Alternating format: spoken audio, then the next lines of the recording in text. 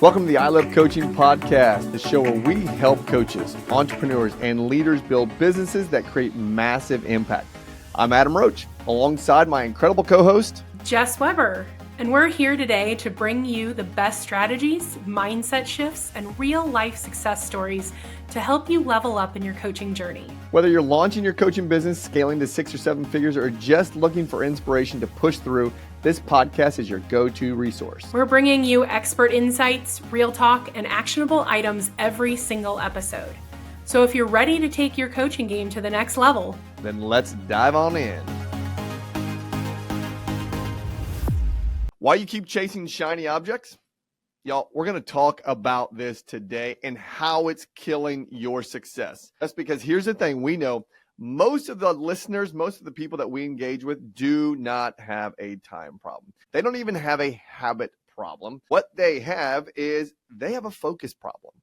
And this is going to be right up your alley because I know you love talking about ADHD. And here's what we know is you all say you want to grow, but you're scrolling. You're bouncing between ideas and you're constantly starting over. Been there and done that.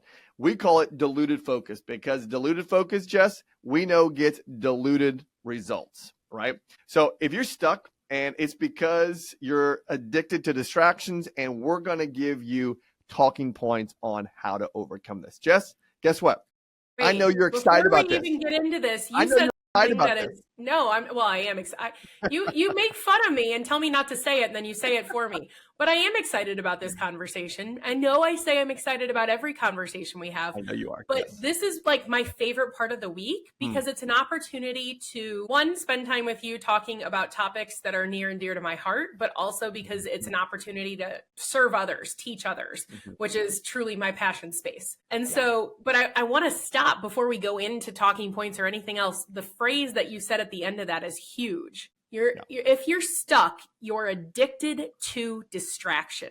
That is a huge deal. And it's a little controversial of a statement, but I think it's a relevant one in this space because our last two podcasts, we're talking about priorities and habits. Now we're talking about focus. And so we're sitting here having these conversations about, setting yourself up for significance, for success, for achievement, all of these things. And yet we're calling people out on being addicted to distraction.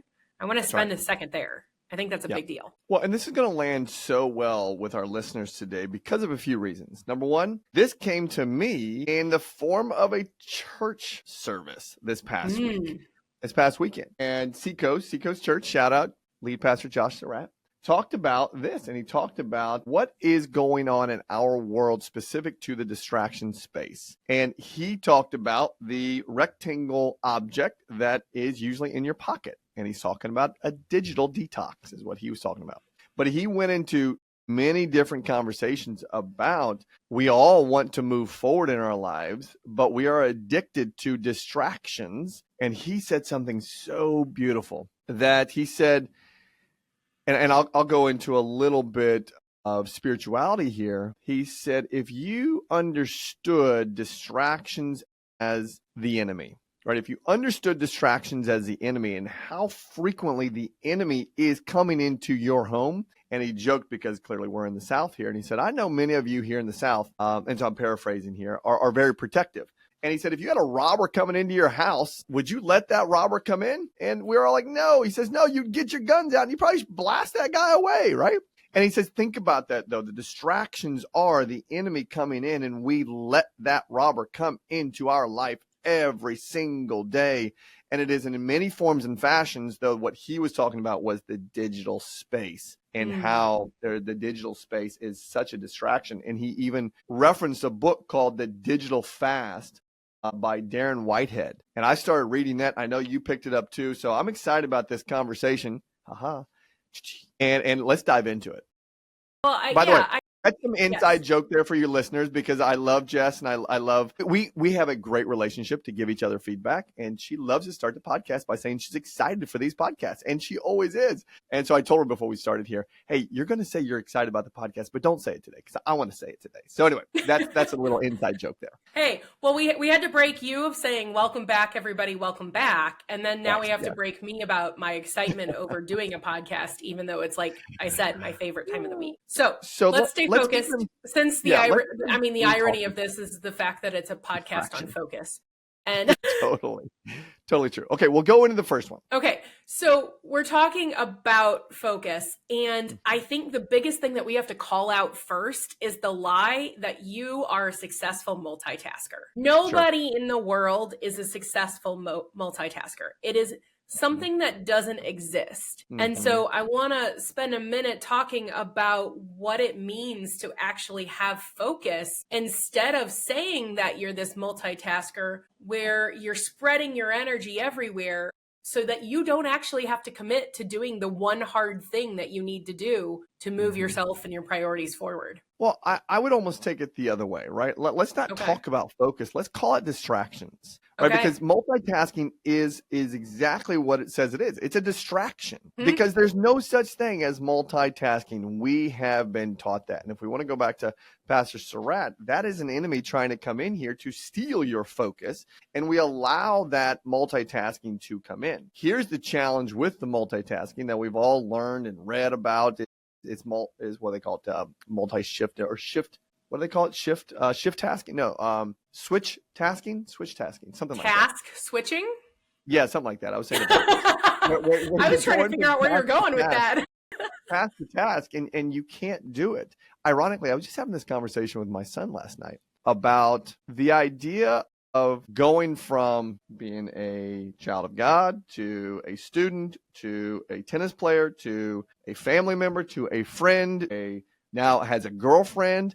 It's like, buddy, guess what? That's 1, 2, 3, 4, 5, 6, almost 6 different verticals that you need to be present in at one time at a time, right? Because if you think that you can go play a tennis tournament and be with your girlfriend, you're going to have diluted focus, which is going to give you diluted results. And it's the same thing in this conversation right here, that multitasking is BS, and it's going to keep you addicted to being distracted. Well, multitasking is really just distraction disguised as productivity. So we tell ourselves this lie that we are being productive, when in reality, we are being distracted because of the fact that we don't want to do the hard thing. We don't want to put in the extra effort we need. The success or the habit that we've built is now boring because, the novelty has worn off. Whatever the case may be, we create these reasons for ourselves, or even excuses, that we are incredible multitaskers. And I love the fact that you were talking about your son and the verticals, almost identities that he has to be present in. And I think that's a huge part of it. Is we live in such an instant gratification world and an immediate need and response space because of our phones and our families and the way that we've conditioned ourselves, that we feel we have to be present in all those identities, in all those verticals at the same time. And so it's, I'm playing with my kid, or I'm at my kid's baseball game, but I also need to respond to this work text because I might lose this client, or I have to put out this fire, or whatever the thing may be. And we don't know how to compartmentalize. We don't know how to separate and be present, or even slow down to speed up and create that focus for ourselves. Yeah. You use the language, we don't know how. Here's the thing, you can't. There's no how to, you can't. So again, the language of you're addicted to distractions. If you catch yourself multitasking, just know that it is distracting you, and you're going to have a diluted result from the multitasking. Whether that's writing an email and having a notification pop up, whether that is being on a podcast and having your notes on a separate screen over here, right? Looking at you and then going over the screen is a distraction, and it's going to give you diluted results. So I love that exposure to multitasking and calling it out of what it really is, which is a distraction, and the distraction that's keeping you addicted to this theory of being productive, because you're not. Yeah. Yeah.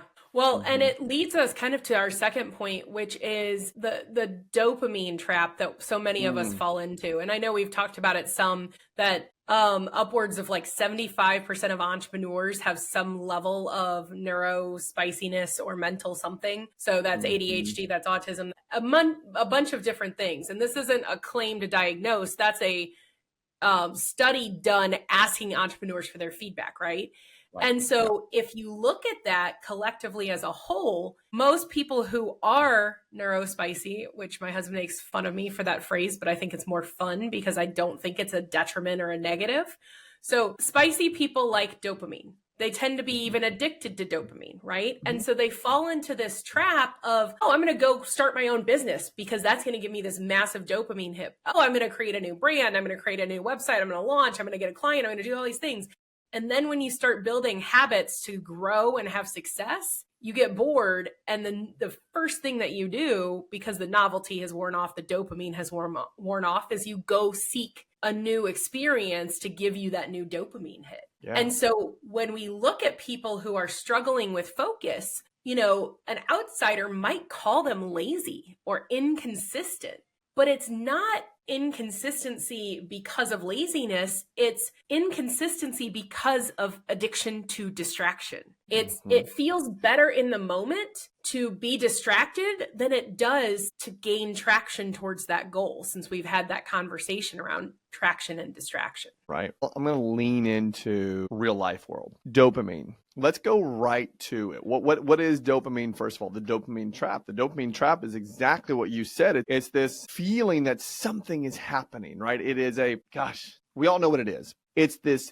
internal pharmacy inside of our body that says something is happening. I get a notification, I get whatever, and it's like a euphoric feeling. It feels good. It's an actual chemical inside of you, right? I And so, think of it, this is Jess's crazy brain at work, but I Mhm. think of it as like when you win a prize at like Chuck Yeah, E. Cheese or something, and all the lights go off and like the streamers pop out and everybody's like, yay. That's dopamine in your brain every time something happens. I It's got a an party even in your better. brain. I got a better one for you. Okay, And fine. listeners, have you been to a casino before and seen the people that are literally fixated on these slot machines, right? Those Mm-hmm. people that are fixated on the slot machines, a couple things are happening. They're hoping that they're going to win whatever that big number is at the top. And secondly, all the sounds, all the lights, all the moving parts. I mean, they turn into robots. Quarter here, dollar there, and they just keep yanking this thing down with no control of anything. And let's take this to the real world, right? The real world of today is our phones, right? Our notifications on our phones are the dopamine that we get. And it is, here's the biggest thing. We use the language that they're addicted to distractions. I want to take it one step further and deeper, is that it's stealing your freedom, right? Mm. This is really stealing your freedom. If you think about it, I'm going to challenge everybody listening to today. Take your phone, turn it upside down, get into listening to this podcast. And maybe you're listening to this podcast on your phone, maybe you're listening to driving, whatever it may be. Leave it upside down. How many times will you think about picking that thing up just in the 25 to 30 minutes of this podcast, right? How many times will you think about, I need to check something. I need to check something. You know why? It's because all those past dopamine hits, you want more of it, right? You Mm-hmm. want more of it. And it's going to steal your freedom. 100%. The book that we're reading 3 times a day, now that's probably an average number, that we want to pick up our phones 23 times a day. That's insane because we want that continual dopamine hit. Yes. Well, it is insane, and it honestly feels almost like it's a low number in some instances. And I think it's dependent a lot on what type of business you run and if you operate a business from your phone or not. But it's an incredible thing. I know you were telling me at one point in time you tracked 1 hour of thinking about your phone and you had more than a tally mark a minute. Yeah, it was over 70 tally marks in an hour. That's a crazy thing to me. And yet I think it's naturally how the majority of the world operates. And it goes back to that need of instant gratification, need of constantly having to feel like you're doing something.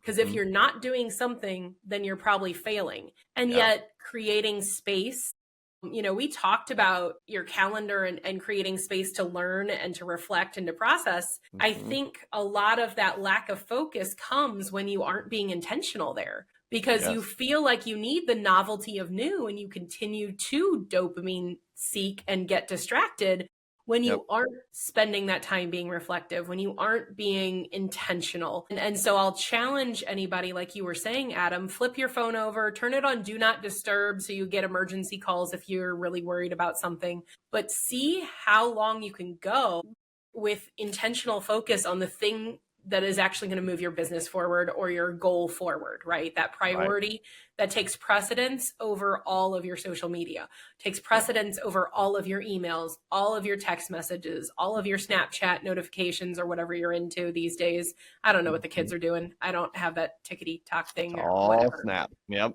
Yeah, I can't do any of that. All of that to me is overstimulating and overwhelming.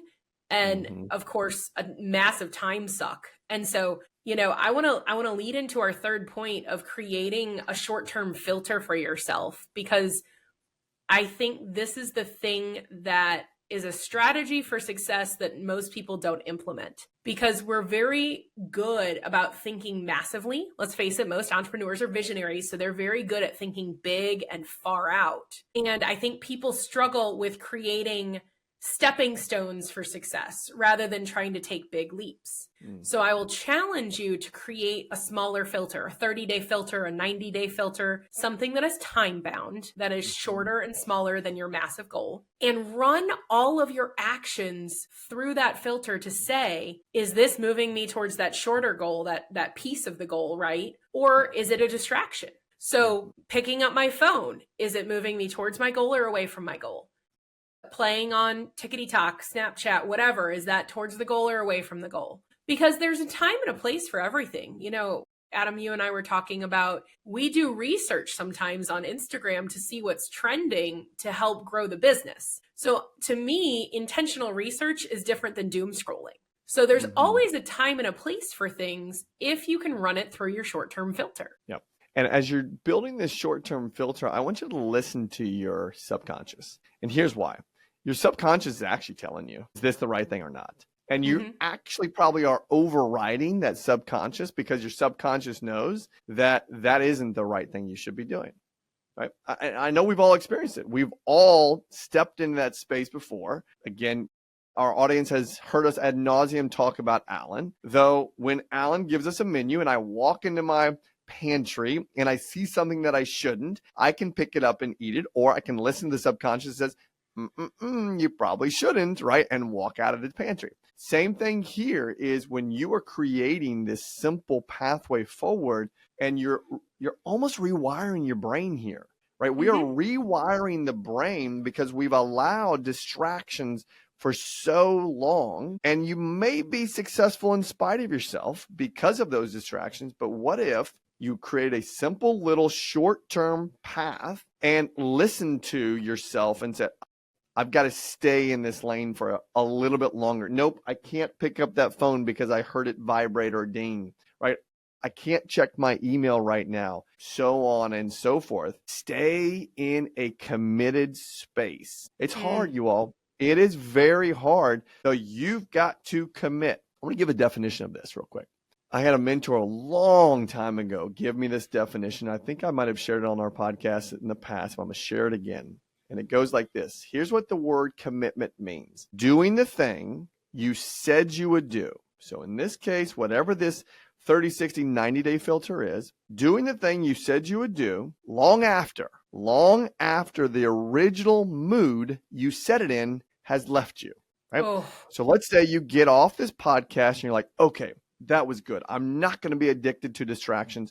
I'm going to pick a simple little 5-day path, a 10-day, 14, 30-day path, and I'm going to commit to it. Ooh, I feel excited. I feel good about that. Come day 28, you're going to be like, F this thing. I am done, right? You can't because you committed to it, and you got to stay committed to it past the original mood you set it in and keep moving forward. And to Jess's point, your habits are going to keep you on track. Not your feelings, it's your habits. But your feelings will also detract you. Yeah. Well, it's why most New Year's resolutions fail. It's honestly why most people fail a 75 hard. It's meant to be hard. It's meant to be challenging, of course. And that filter is too long for them for whatever reason. And so it's literally, okay, I'm going to start with a filter of an hour. Great. Okay. I now get a small dopamine hit when I'm successful for an hour. Okay, great. Now I'm going to go for 2 hours, 4 hours, a whole day. Okay. Now I'm going to go for a week. Now I'm going to go for a month.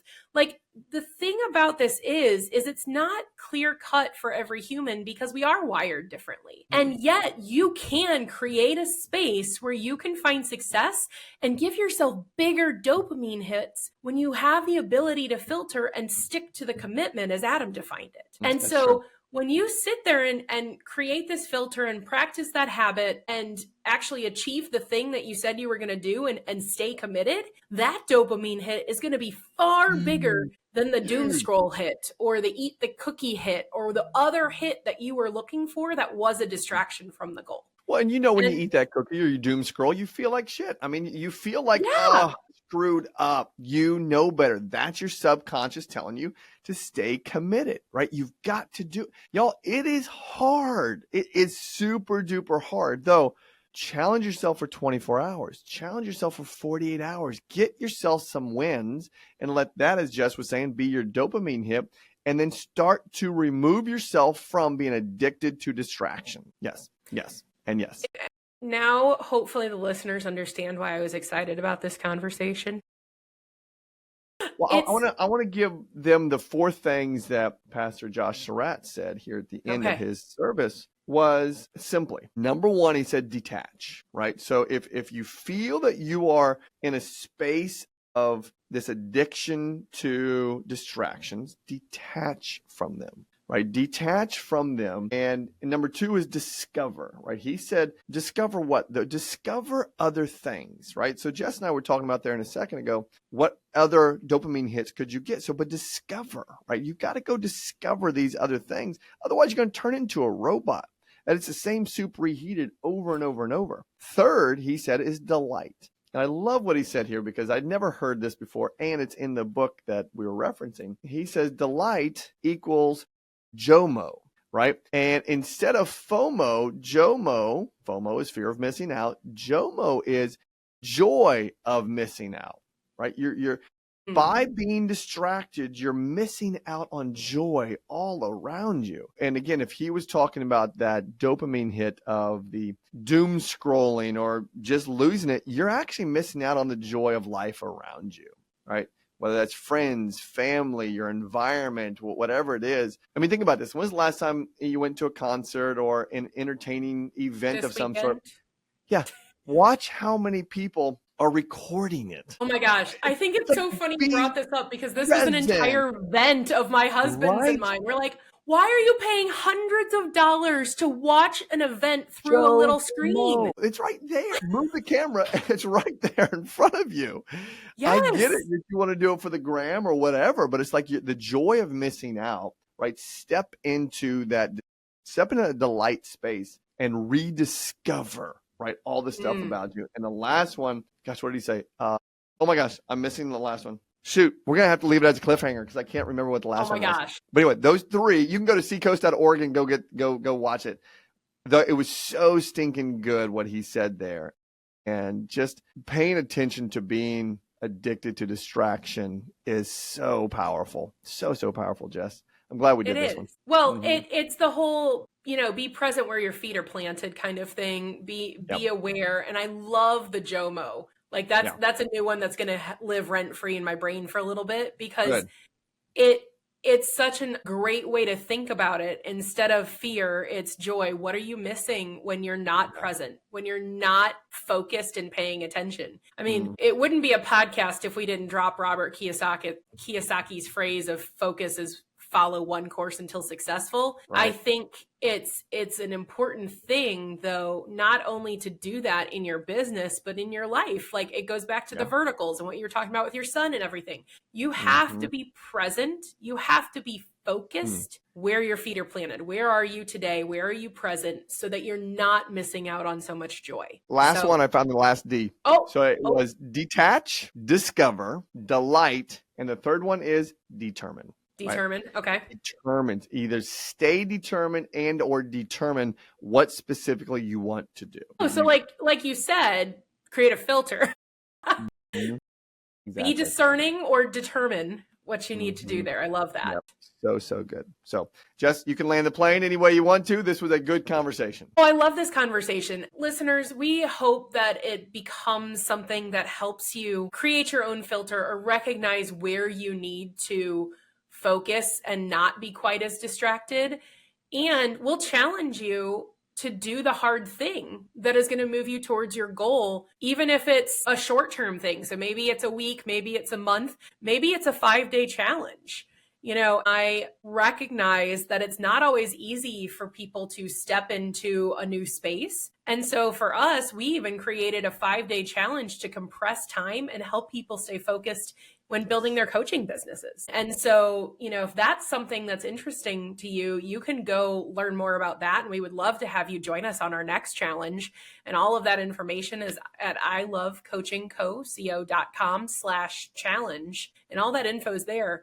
And that's just another way that we believe in helping people achieve goals, whether the goal is time freedom or financial freedom or the opportunity to serve and teach and impact lives. And so we would love to have you become a part of that with us. Yep. Super neat challenge. We've done this successfully now in the past. And we have seen many people who hadn't even considered stepping into a coaching space and knew that they had a unique story and a unique path, that they stepped into the 10K challenge, right? They stepped into the 10K coaching offer challenge and they came out and said, holy cow, I didn't know that I could even do this. So I want everyone to go check it out. ilovecoachingco.com/challenge. And if it resonates with you, register for the VIP. And here's why, because you'll get 1 extra hour with Jess and I of just Q&A for the entire week. And you can see on there what the price tag is if you want to come do that in person. It ain't going to be the price that you're paying for the challenge. I'll tell you that. So go register, ilovecoachingco.com/challenge